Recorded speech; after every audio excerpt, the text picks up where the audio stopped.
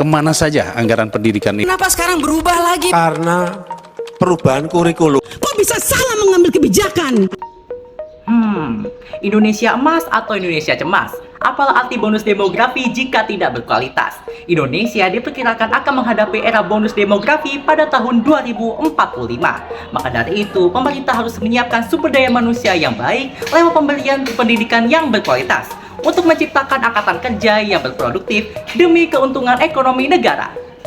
Di sisi lain, teknologi dan digitalisasi berkembang sangat pesat, termasuk di Indonesia, yang pada tahun 2030 diprediksi akan memasuki era Society 5.0.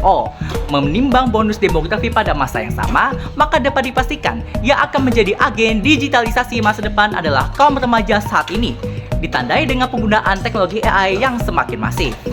Bank Dunia dan OECD mengusulkan perbaikan hasil belajar siswa Indonesia melalui pembelajaran yang berfokus pada peserta didik serta penyediaan sumber belajar yang beragam dan mudah diakses. Mengingat kurikulum pendidikan Indonesia begitu kaku dan selalu berganti, membuat seolah bonus demografi menjadi sia-sia.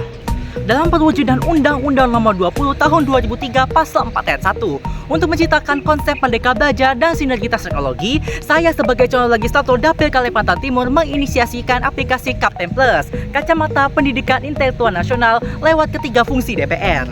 Legislasi. Sebagai legislator, saya akan mengatur RUU legalitas aplikasi Kapten Plus, memasukkan Kapten Plus ke dalam RPJMN, kemudian meninjau RUU perubahan Diknas antara lain merevisi Pasal 34 Ayat 2 menjadi wajib belajar pada jenjang pendidikan dasar di sekolah negeri maupun swasta. Menambahkan Pasal 6 Ayat 2, pemerintah pusat memastikan bahwa pendidikan segala jenjang dapat dijangkau oleh setiap warga negara.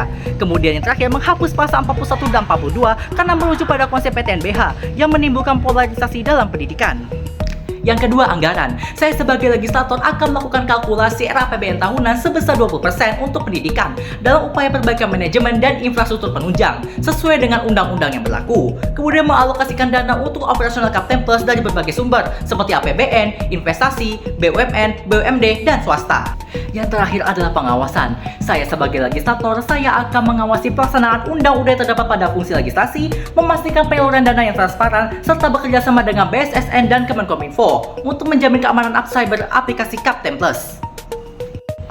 Inovasi tanpa aksi adalah kebohongan belaka, maka dibutuhkan kontribusi dari pemerintah dan seluruh elemen masyarakat demi pendidikan berkualitas mewujudkan generasi emas. Saya Lufando Arya Kurniawan, Dapil Kalimantan Timur, siap mengikuti para remaja tahun 2024.